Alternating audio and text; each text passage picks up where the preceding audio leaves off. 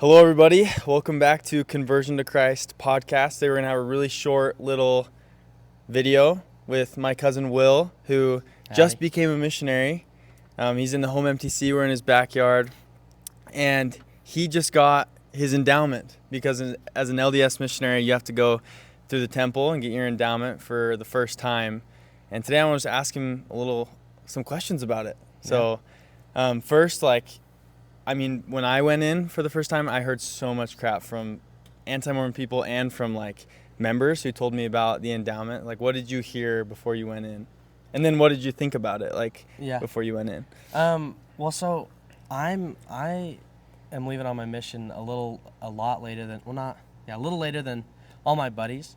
So I've seen most of my missionary buddies go through, and I've heard stories, and some were like, it was a little weird at first, and then some were like, oh man, it really feels like we're in a cult, and it made me so nervous. I was like, what? What do I not know? And so I heard so many things making it sound like it was some big scary ritual type thing, and of course I'm not going to share what goes on, but it was so cool. I guess it wasn't what I was expecting, but I don't know what I was expecting. And I think the reason those people felt that way is because they weren't necessarily listening.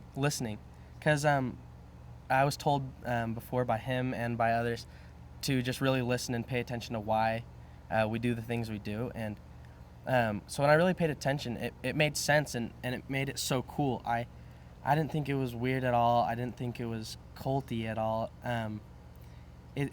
It all has significant meaning, and man, it's like you hear from some people that going to church every week gives you a recharge, but going to the temple just gives you a boost. And I'm so excited to just keep going back because it's so cool and the spirit is so strong. And I don't want to talk too much about it, but my grandma was in there too, and she was just, it was so fun talking to her because sometimes outside it's kind of hard to talk to her, but in the temple she was just herself. She was just back to young grandma. Whoa. Oh yeah, it was so cool just asking her questions. I was like, dang, what happened? Where'd you come from? She came back to life, and so it was just a special experience. That's crazy. I think you can't knock till you try it, and I hear a lot of people say weird things about it, especially people who left the church, but it's because they're going for the wrong reasons.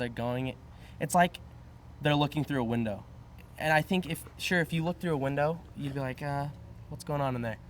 But they obviously weren't paying attention to the deep meaning. So Yeah. I thought it was really cool, and I love it. And I think anyone who hasn't been, hasn't been in a while, get on the schedule. Make sure your temple recommends good and ready to get back in there and feel that spirit, because it's awesome.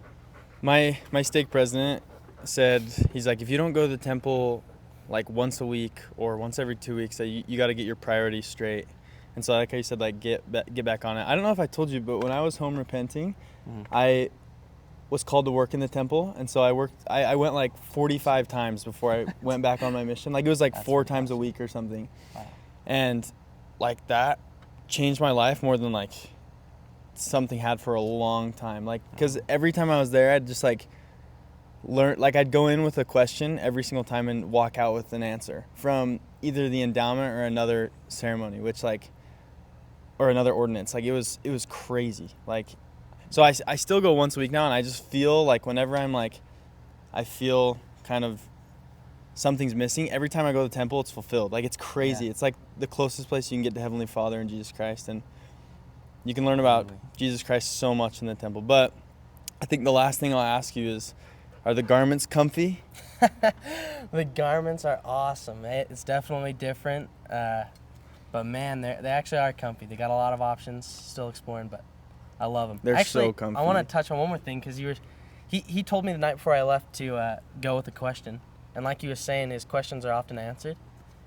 It was crazy. I prayed before I went, and then at the end of the session, I read some scriptures for 5 minutes, and my answer was, my answer came pretty clear, and I was so surprised about how that worked. I really didn't think my answer would come that clear, but what an experience, and I can't wait to keep going because, of course, I've only been at least to that part once, and I'm excited to just keep going back. That's awesome.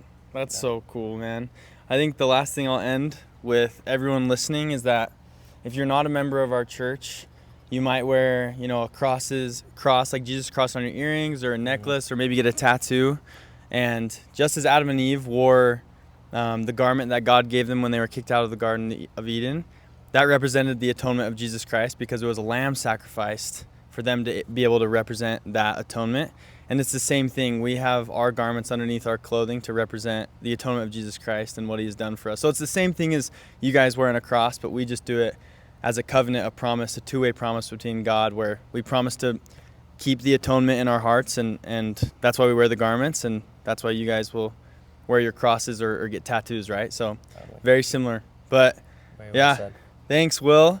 And this is a little short mini podcast in his backyard, but I really wanted to come hear his experience and how he felt about it, because it's just, I don't know, it's really special. So thanks, Totally. bro. Yeah, C2C short. It's been awesome. What is C2C short? Conversion to Christ. Oh, yes. Let's go, baby. C2C short. Let's I go. like it, baby. All right. So, Bye-bye. see you guys.